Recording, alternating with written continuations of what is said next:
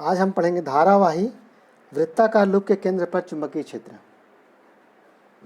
ठीक है, धारावाही वृत्ताकार लूप के केंद्र पर चुंबकीय क्षेत्र। ठीक, उसके लिए सबसे पहले क्या मानेंगे, मान लो ये हमारे पास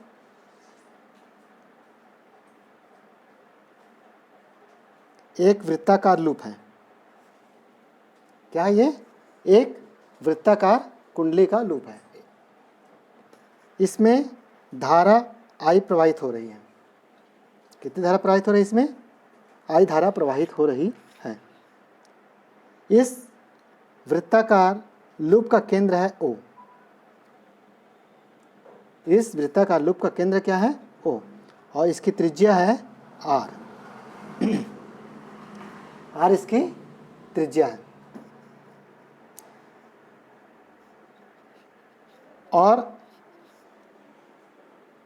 हम लोगों को क्या ज्ञात करना है? चुंबकीय क्षेत्र। पूरे एक साथ चुंबकीय क्षेत्र न ज्ञात करके हम सबसे पहले यहाँ पे एक अल्पांश लेंगे।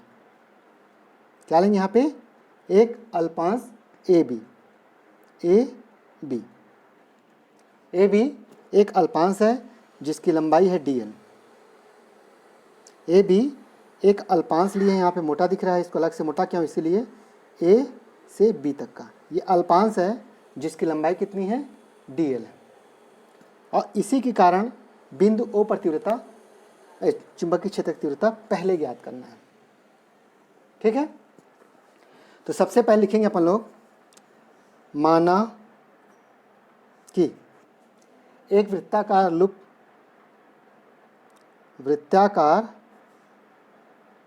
लूप का केंद्र O है तथा त्रिज्या R है। त्रिज्या क्या मान रहे हैं आप लोग? स्मॉल r मान रहे हैं। इस लूप में I धारा प्रवाहित हो रही है। इस लूप में कितना धारा प्रवाहित हो रही है? I धारा प्रवाहित हो रही है। इस धारा लूप के कारण I धारा प्रवाहित हो रही है, मतलब धारा लूप हो जाएगा पूरा। ठीक है, I धारा प्रवाहित हो रही मतलब क्या हो जाएगा? पूरा धारा लूप हो जाएगा। इस धारा लूप के कारण केंद्र O पर तीव्रता कितनी होगी? उसके लिए वृत्ताकार लूप में एक अल्पांश AB लेते हैं, अर्थात इस प्रकार से अल्पांश से मिलकर बना हुआ मान सकते हैं हम इस वृत्ताकार लूप को। ठीक है, वृत्ताकार लूप में एक अल्पांश AB लेते हैं जिसकी लंबाई DL है।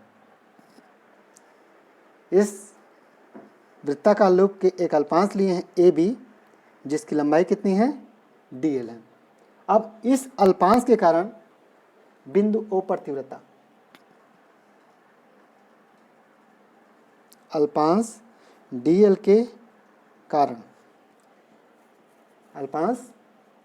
कारण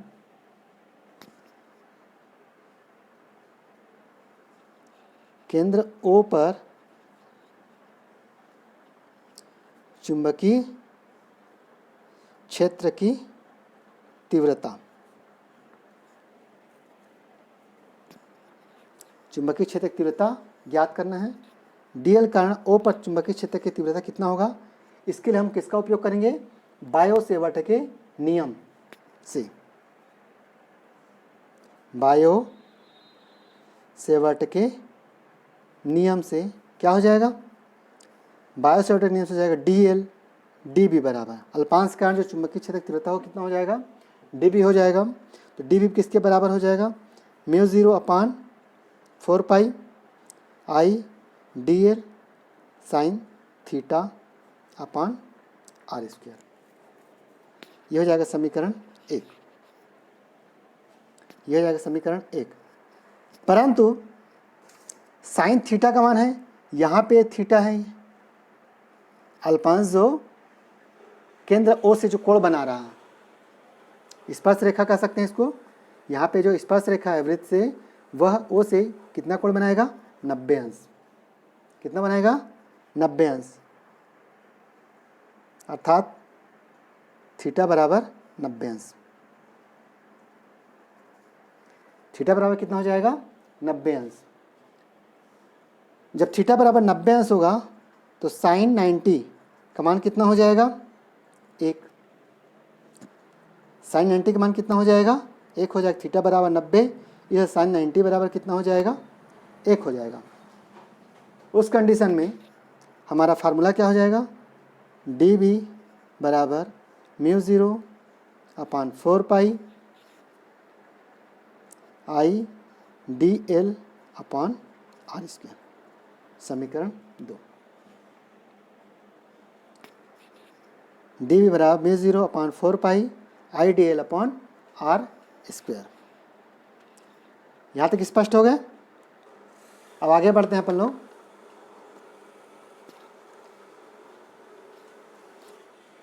अब चूंकि वृत्ताकार लूप के कारण हमको किसका निकालना है, वृत्ताकार लूप के कारण केंद्र पर तीव्रता निकालना है।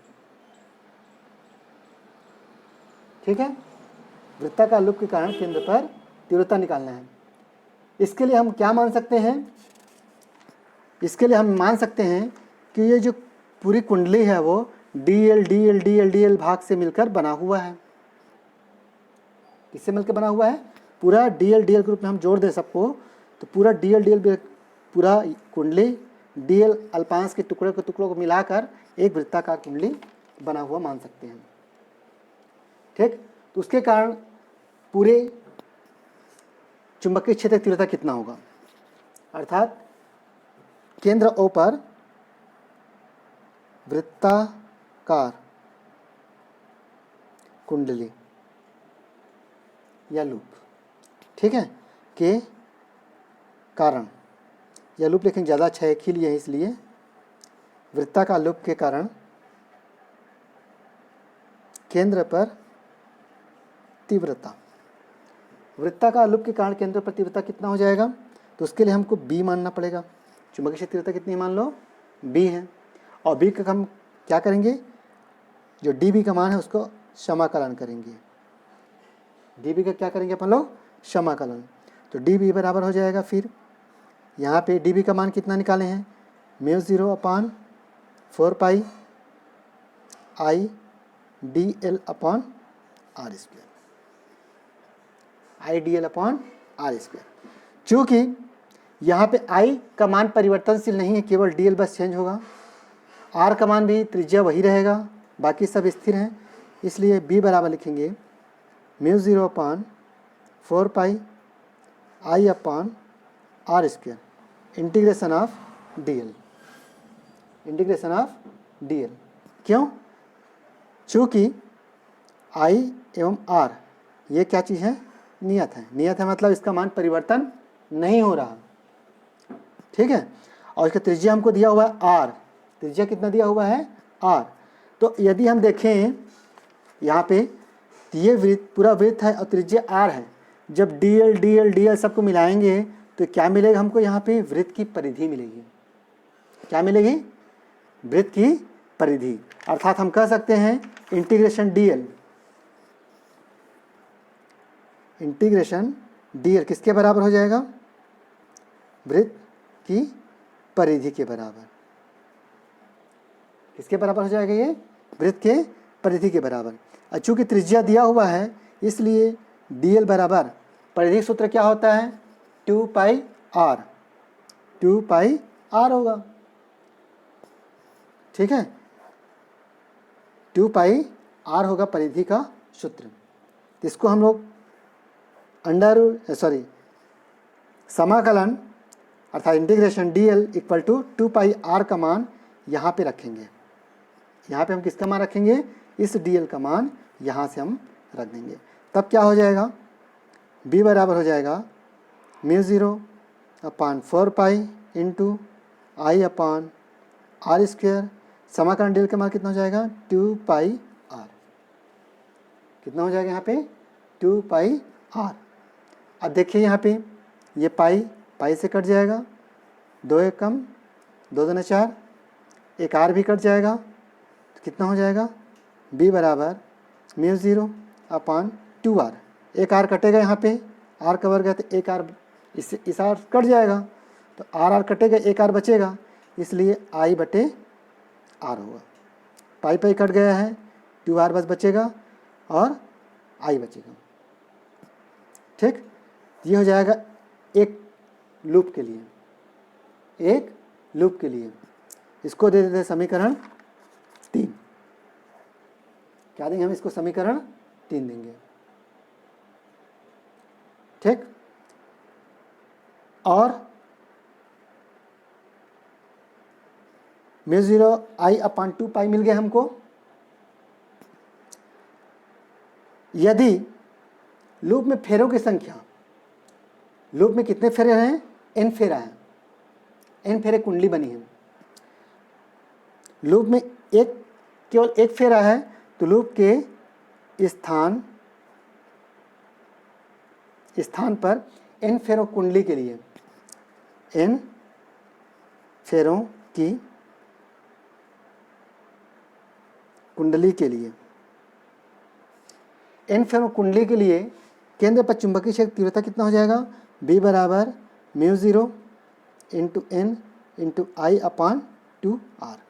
ये हो जाएगा फार्मूला, जहाँ पे कैपिटल N क्या है, फेरों की संख्या। इसको देते हैं समीकरण 4। इसको क्या देंगे आप, समीकरण 4। ठीक, अर्थात कुंडली फेरों की संख्या μ0 इंटू n आई अपान 2r। ठीक, यहाँ तक स्पष्ट हो गया।